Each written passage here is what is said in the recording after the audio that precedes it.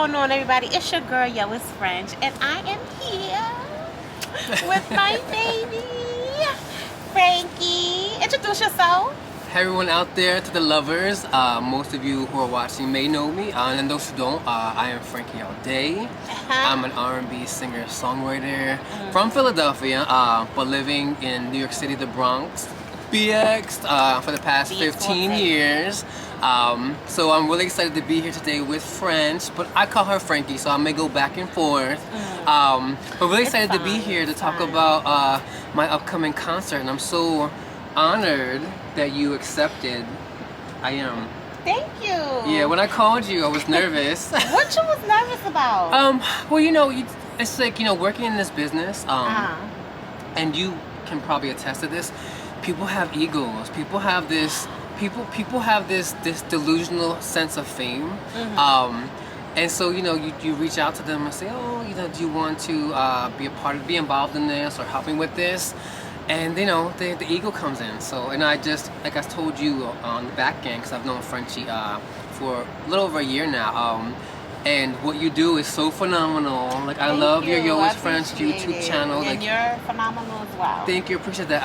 And I just think you have the skill, you have the charm, you're infectious, and it's very natural. It's very natural. So I was like, I need to be a Yo is French. Yo is French. But I'm happy you came. I was like, oh my God, I'm so happy he's coming. I'm so happy he wanted me to do this interview with him. I'm excited. Thank you. I'm glad to let I want to let everybody know about you. So let everybody know like where you come from, your upbringing, all that. Because I was reading in your bio, like you have like a real interesting story. It's not like, how some people, they just be like, oh, I just started doing this and that. And my upbringing, they have like, they don't want to tell nobody about their upbringing. But you like laid it all out on the table when you sent me the bio. So. Well, I think that's definitely important. As I've shared with you in private conversations, we all have a story, right? And there's no shame in our stories. We have our stories, and the stories are important because they shape us. The stories are important because they empower us. The stories are important because as artists, they add to the creativity. The stories are important because, as we navigate this world, there are other people, because we're all elevating, right? And take it in terms of an elevator. Some people are still on the first floor, some are on the 15th, we're on the 15th, Some people elevated don't go all the way up. yes, so go all the way up. And so being on whatever floor I'm on, my story is important to the person who's on the floor below me. Because I can empower them and encourage them and let them know that, your experience doesn't have to define your entire life. Your experience is there, like I said a moment ago, is to empower you, to shape you. It most definitely is. To elevate you. So, my story, over the years, most people who, I don't have a intimate friendship with, my story, like, I don't need to go around wearing it. I always say people wear their stories as a badge of honor on their chest. And it's okay, the story you're entitled is important, but we're much more than the story. So I need to walk around sharing that story to gain, like, sympathy votes, so to speak. You know what? I don't need the sympathy votes. My story is there to empower. Yes. But as you said, I come from Philadelphia, and as I, learned you and I've watched you as friends, we both we both come from, mixed heritages, so my mother is Irish German, my father's Puerto Rican. So, I grew up with that. When we were kids, we used to say, oh, we're half and half. Well, whatever, like the creamer, the creamer half and half, which we all love. But that story there is something that's a whole nother a whole nother show. But yes, but it definitely it definitely shaped me. And it's still something that is a barrier. Not to me personally, but in life it's still something where I'm discounted because I'm not 100% one thing. And you can understand that. People discount you because you're not 100% one thing. So there's that. I was a latchkey kid, which that was the old term where it's just like, you know what, mom worked because it's a single household income, single parent family. So I was the oldest of three. I helped to raise my youngest brother and still be, you know, a mentor to my middle brother. I have two younger brothers, so I had that. So it was kind of like growing up quickly. Also, I'm a gay man, self-identified gay man, very proud, very happy, very Hello. Period. very sitting healthy in that. I love that about you know, myself. And I, you know, it's something that will be integrated into the show. Because I do have to give credit to my family, because my family is behind that, because I come from a family which is not the story for us in the community, where you're accepted and loved and supported, you know, even in just that aspect of your sexuality. So yeah, so you know, I've had my share of experiences growing up, and we may delve into them going forward. But I transitioned here to New York, which is a whole other story, which is so beautiful, where I just picked up and left Philadelphia 15 years ago and came here with a bag of clothes and $100. Well, that's how it always starts. Nowhere to live. Yeah, nowhere to live, no job, nothing. But you had that ambition that you knew you was gonna go somewhere. You know what? I love that, and that's a beautiful story that people make it, and it's true. Me, I just was fed up. Honestly, I was fed up, and I was at my rope's end with myself personally. And I was just like, I need to jump off this ledge.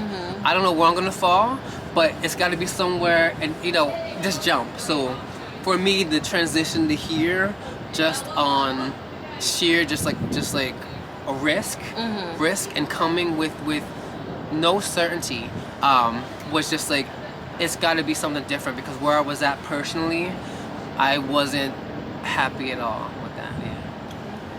So when did you know that you were gonna be like an artist, or you was gonna be like somebody? Like, when did you notice your talent? So noticing my talent, that was also a challenge, because I come from a family who is not artistically inclined. I won't even say they're that much ambitious. However, when I say family, you know, as I spoke earlier, there's two sides of my coin. You know, so I have my Latino heritage, and I have, you know, my Irish, German heritage, and so a lot of the traits and things that I discovered about myself, even early on, were not something that were passed down from my Irish, German heritage. As I got older, I discovered being artistic and being ambitious, and people who aren't ambitious, like, it's not a bad thing, I'm just saying, but in being ambitious, it was a lot more evident on the other side of my family, and I didn't really grow up with them like that. So for me as a kid, it's kind of like, you know, we're discovering ourselves, right? It was just like, you know, who am I? You know, and I don't see myself, like, my family doesn't solely look like me. I'm gay, no one's artistic, no one, you know, really like has interests like I have. So it's just like, it was a whole journey of finding, where do I fit in? Now mind you, I was loved from head to toe. There was no problem there. I totally felt loved. But the finding yourself is our own personal journey, you know. But it's also important to have, you know, an outside representation, as we understand, you know, so that we say, oh, okay, I get it now. Like, this is this. So it was very much a challenge, you know, artistically and musically, because I didn't have that in the forefront of growing up. So it wasn't until I got to high school, and I was disgustingly shy. I would go to homeroom, and I would just hide my face like this. Oh my God! I was terrified, and kids would come and poke me, and I was just like terrified, because I just didn't know who I was or where I belonged, and I didn't see myself out here. But then my English teacher, Carolyn Page, who I love her and I hope to see her again someday, she became another mother and a mentor. She was a playwright. So besides being an English teacher, and I love English, she wrote a play and she casted me in it. And when she cast me in it, it was the first time people heard my voice. And they didn't believe I could speak. Like, no, he doesn't talk, he can't speak. And it was the first time that people heard my voice. And when I met other artists I felt like, okay, this is it. I've arrived. Mm-hmm. So I was 15 years old. I was a freshman in high school, and it was only in acting where I first discovered myself as an artist, and discovered my acting ability. The singing came 2 years later. Okay. I don't know if you want to talk about that now, too. Yes, we're gonna talk about the Okay, singing because you okay. are Mr. R&B singer. Like, hello, like. So I don't want to give the long answer. And let me tell you, he could sing. Thank you. Ooh. Thank you. Thank you. Yo. Yeah. No, you gotta hit the scales, darling. Hit the scales. Up, He said that. up and down. Frankie, don't start today, okay? But So the music came 2 years later, and it's also a beautiful story. And I'm glad I get to share it now. So I had watched the choir in high school. I wanted to perform, but I just didn't have that support or that push behind me to do it, or the confidence. So one day I went to the same English teacher who wrote the play I was in, and said, I want to audition for the choir. And she said, okay, come back after school, and I'll take you down to audition. I said, okay. Came back later, because I always talk to her after school. And I went in, and she grabbed me. She said, come on. I said, where are we going? You're going to audition for choir. I said, no, I can't, please. And she took me, this woman literally drugged me down to the basement, that's where the choir room was. And I got there, she made me audition. And I tell you, I'm so grateful to her because it's just like, I didn't even know my capabilities. I didn't even know what I could do. I didn't even know they needed me so much vocally in that choir. They needed a tenor, and I'm like a light lyric tenor. And they needed that tonality in the choir, and I totally added something to the choir that it just built my confidence. And something my choir teacher, and I share this with people, he used to always tell me, which I think is just so beautiful, he'd say, Frankie, you're a speck of gold in the sand. You're a speck of gold in the sand. yeah, that's kind of like a diamond in the rough. Yes, and it just like, I just felt so recognized. I felt so, I basically felt so like worthy, like I mattered, like that type of thing. Especially mattered in the sense of like, okay, I have this gift. What do I do with it? What is it for? What kind of songs did you guys sing? We sang everything. We sang Boys to Men. Really? We sang madrigals. We sang pop songs. We went to Canada. We went to like different choir festivals. We went to Maryland. It was just the most amazing experience of my life, and it really opened me up to like discover what I could do vocally and just artistically. Okay. And so after high school, I went on to pursue that. Okay. So all right, so let's talk about the R&B music now. Like, when did you start like getting into that? Well, R&B music I've always loved. Who doesn't love R&B? And I love that because I'm a lover. What's your favorite song? So, you know what? There are probably tons, but I'll say this one because I actually listened to it today when I was leaving home. So most people know that my mentor and my hero, the pun is intended, not intended, but Mariah Carey. And she totally has this song, and it's one of my favorite songs called All I've Ever Wanted. And she's just singing about this person that she loves. It's like, all I've ever wanted was you. If you only knew how much I really wanted you. So it's definitely my go. It's my go-to song. I gotta listen to that. Oh my god. Oh my what are God. the words? It's just like the words are just like, if you only knew what I feel for you, if you only lived for me the way I live for you, I'd be in heaven.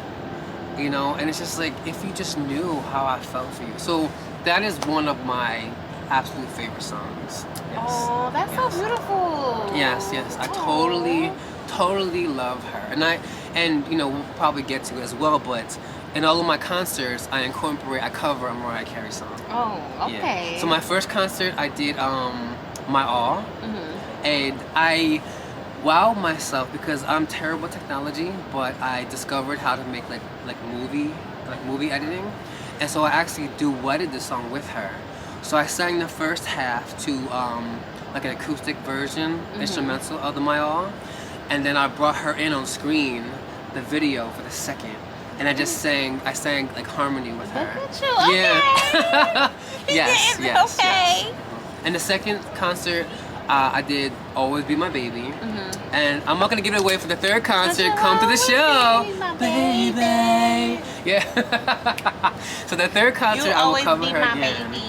And I'm actually accidentally covering 2 songs in the third concert. Oh, dope. Yes, not okay. intentionally. So let's talk about this concert. Wait, we didn't even touch on how you started with getting into R&B. Now you said you listened to Mariah Carey.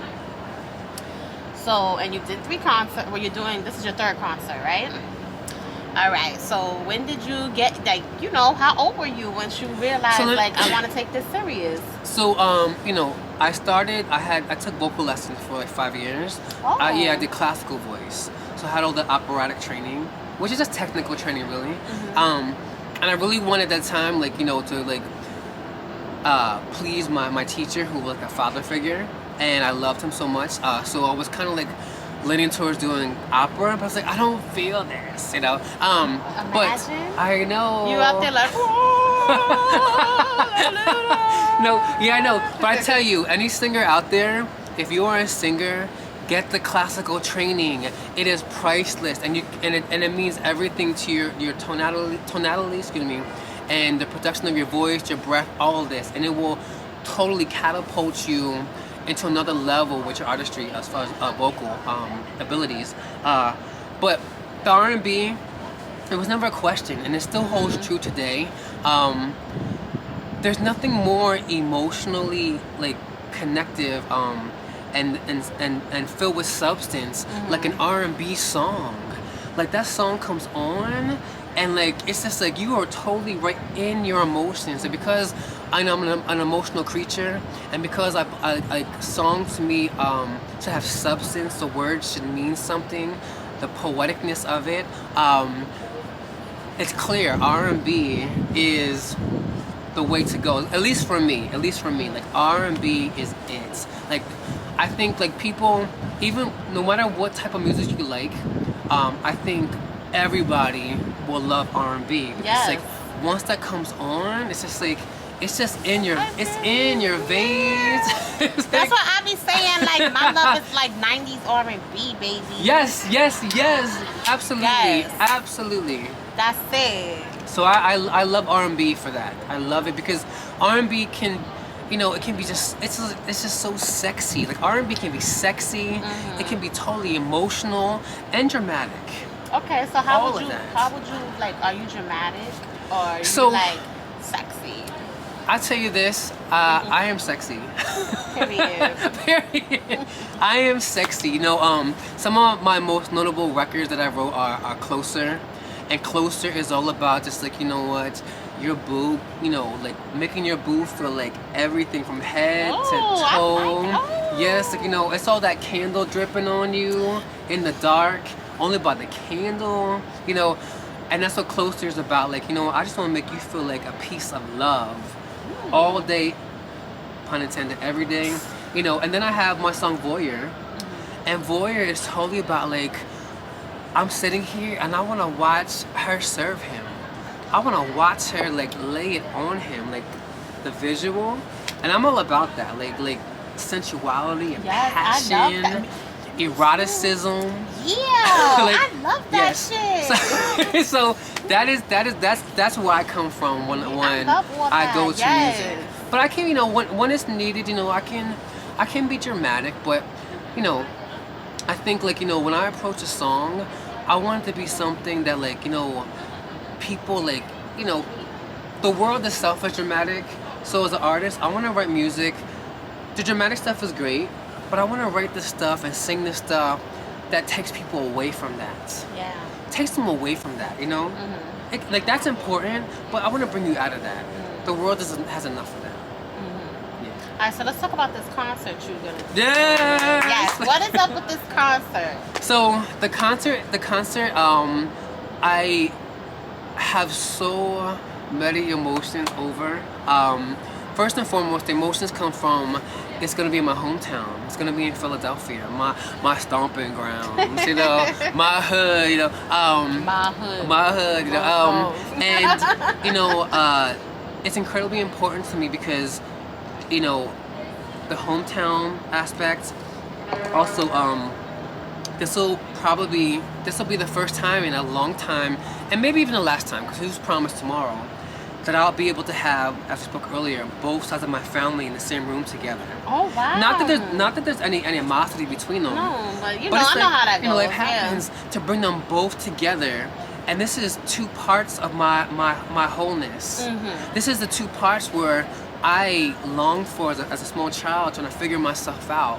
This is the two parts that, you know, like have like, you know, an enormous, you know, part in my creation, and are so instrumental.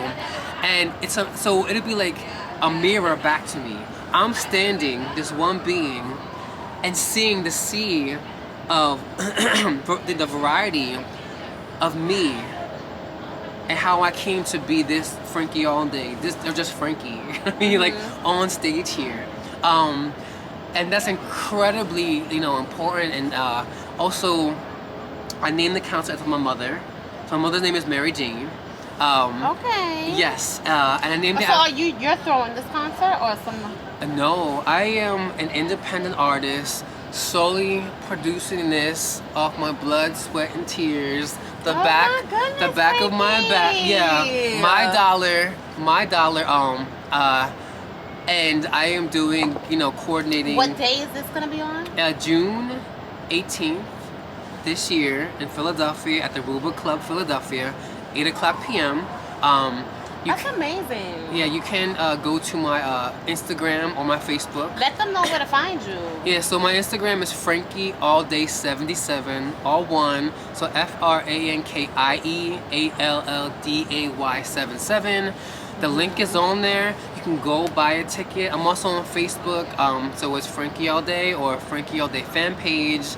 And even if you can't attend the show, if you find it in your heart just to purchase a ticket, that will tremendously help me and support me, obviously, because the expense of this concert is it's unreal. I mean, I produced my first two concerts for a fraction of the cost here in New York City, even on Christopher Street, like for almost $1, and it's gonna cost me 10 times that to do it in Philadelphia for the cost of the venue, to accommodate my performers, which I will do. I'm buying all the costumes, I'm doing the music lineup, you know, the set decoration, pardon me, all of that. So yes, I'm a one-man show. I love it. Thank you, but I'm a believer. You know, you have to produce your own work for yourself. You really as do. an independent person, especially if you have to want produce it your the own way work. you want it. But I just wanted to finish about the show. You know, her name is Mary Jane, because my mother, as all of our mothers, is incredibly important to me, and I want to give my mother her flowers. That's amazing. And this show really is about giving my mother her flowers, but also my family their flowers, because they are so instrumental in who I am here today, and I don't deny that. You know, of course, a lot of it is my journey, but it's definitely, you know, the acceptance, the love, the support, the encouragement, and the belief that they give me is why I have pursued this and sustaining this and you know, doing this. So you know, successfully. Yeah. Shout out to Frankie. Ew. So make sure you guys go purchase your tickets, even if y'all not going, buy a ticket and support Frankie. Please do.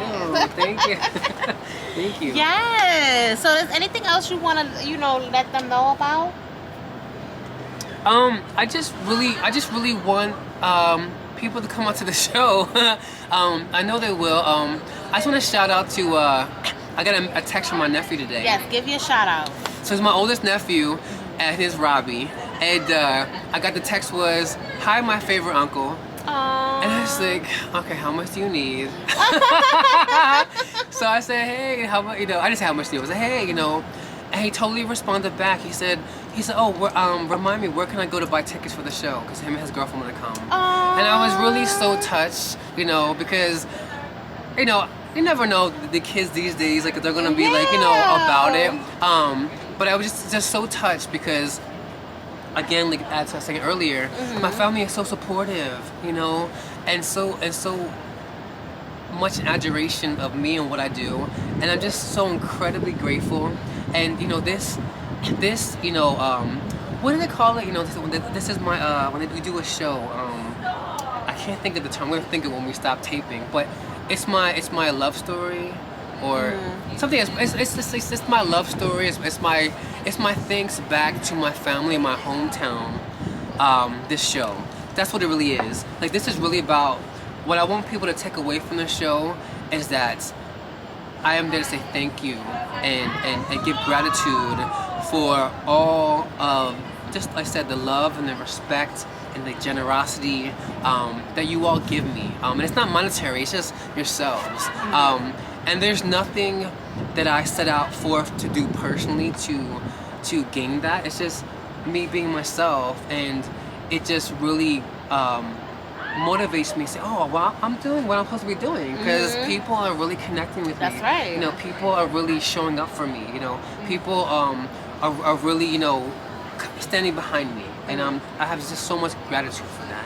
And I want you to come to the show, Mary Dean's Child, because really it's gonna just give you a sense of who I am in all aspects. You know, the set lists, you know, the songs are all a different story, you know, of my journey, and piece of who I am, and who also, you know, that I, you know, respect outside. It's definitely a story to tribute that. Yeah. See, well, Frankie laid it all out on the table for y'all. Make sure y'all go follow him, and make sure y'all purchase a ticket. Make sure y'all go to his show. Make sure y'all just follow him and find out whatever it is he's doing, because he's gonna let you know about it, because he will send it to you in your DM. And yeah, I just wanted to say again, it's Frankie Allday 77. Yes. Frankie. Is there anywhere else that they need to follow you? Allday 77. I don't do no OnlyFans. What? I got more worth and quality than that. No. Love you, OnlyFans, but I ain't paying for it. It's free. But but I just want to say, please, y'all need to follow my girl here. Thank you. I really appreciate it. No, she is phenomenal. You have no idea. Like, you all live. Please go to YouTube, Thank It's you. French, and follow It's French. And thank you so much for And thank you for having coming, me and thank you and for believing me. I believe it. Yes, honey.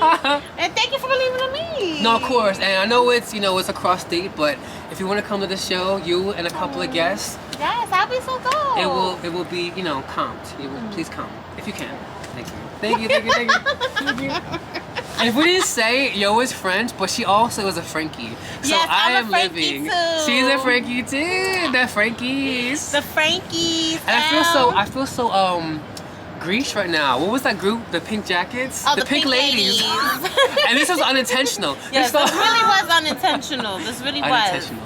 Well, thank you, my love. I Thank you. appreciate you. Cheers. All love, all day God bless. lovers. All love, all day lovers. Thank you. Bye.